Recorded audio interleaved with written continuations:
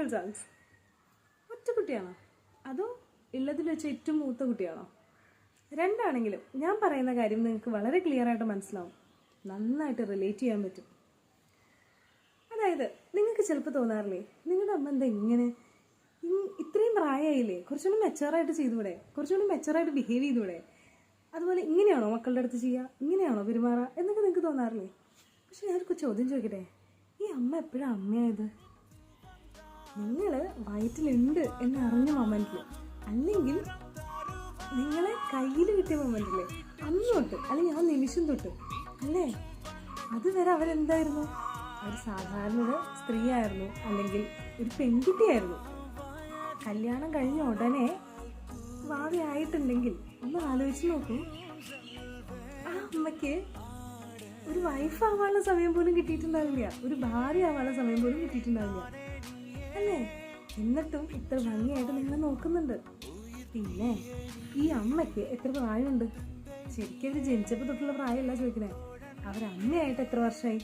നിങ്ങളുടെ ഏജേ ഉള്ളൂ. അതിൻ്റെ മെച്ചോറിറ്റി കുറവൊക്കെ അവർക്ക് ഉണ്ടാവില്ലേ, അതിൻ്റെ മെച്ചോറിറ്റി അവർക്കുണ്ടാവുള്ളൂ.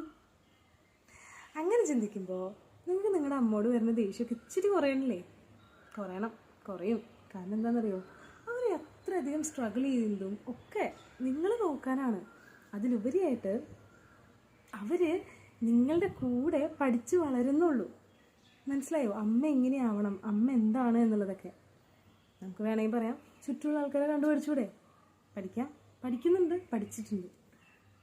പിന്നെ നിങ്ങളുടെ രണ്ടാമത്തെയോ മൂന്നാമത്തെയോ നിങ്ങളുടെ അനിയന്മാരൊക്കെ ഉണ്ടാവില്ലേ, അല്ലെങ്കിൽ അനിയത്തിമാരുണ്ടാവില്ലേ, അവരുടെ അടുത്ത് ചോദിച്ചാൽ അവർ കുറച്ചും കൂടി ബെറ്റർ ആയിട്ടുള്ളൊരു അമ്മയാണെന്ന് പറയും. കാരണം എന്താണെന്നറിയോ, നിങ്ങളുടെ അടുത്ത് ചെയ്ത തെറ്റുകൾ ഒരു പക്ഷേ അവരുടെ അടുത്ത് ചെയ്തിട്ടുണ്ടാവില്ല. അവരതിൽ നിന്ന് പഠിച്ചിട്ടുണ്ടാവും, ഒരുപാട് ബെറ്റർ ആയിട്ടുണ്ടാവും. സോ പറഞ്ഞു വന്നത് ഇത്രയേ ഉള്ളൂ. നിങ്ങൾക്ക് ഇനി അമ്മോട് ദേഷ്യം വരുമ്പോൾ ഒറ്റ കാര്യം ചെയ്യാം, ഒന്ന് ചിന്തിക്കുക. ഞാൻ ഈ പറഞ്ഞ കാര്യം, അതായത് അവർ ഇത്രയും കാലം കൊണ്ട് അമ്മയായിരുന്നില്ല, അവർ നിങ്ങൾ ജനിച്ച സമയം തൊട്ടേ അമ്മയായിട്ടുള്ളൂ. അതുകൊണ്ട് തന്നെ അവർക്ക് മെച്ചോറിറ്റി നിങ്ങളുടെ അത്രേ ഉണ്ടാവുള്ളൂ. പിന്നെ സാവധാനത്തിൽ നിങ്ങളുടെ അടുത്ത് എങ്ങനെയാണ് ദേഷ്യം വരുമ്പോൾ ഇരിക്കേണ്ടത് നിങ്ങൾ ആഗ്രഹിക്കുന്നത്, അതുപോലെ അവരുടെ അടുത്ത് ദേഷ്യമൊക്കെ മാറിക്കഴിയുമ്പോൾ ചെന്നൊന്നിരുന്ന് സംസാരിക്കാം. അമ്മ എവിടെയാണ് പ്രശ്നം, എന്താണ് പറ്റിയത്, അതൊന്ന് മൊത്തത്തിൽ എന്താ പറയുക, വഴക്കിടാനാണെങ്കിൽ ആ വഴിക്ക് പോകണ്ട. അല്ലാതെ നിങ്ങൾക്കത് സോൾവ് ചെയ്യാൻ ഉദ്ദേശമുണ്ടെങ്കിൽ വളരെ സാവകാശം ഇരുന്ന് സംസാരിക്കാം. എന്നിട്ട് നിങ്ങൾ ഇനി എന്താണ് ചെയ്യാൻ ഉദ്ദേശിക്കുന്നത്, അല്ലെങ്കിൽ നിങ്ങളുടെ പ്രശ്നം എന്താണ്, അപ്പോൾ ഞാനിങ്ങനെ ചെയ്യാം. അപ്പോൾ അമ്മയും പറയും ഓക്കെ, ഞാൻ ഈ രീതിയിൽ വഴക്കിടില്ല.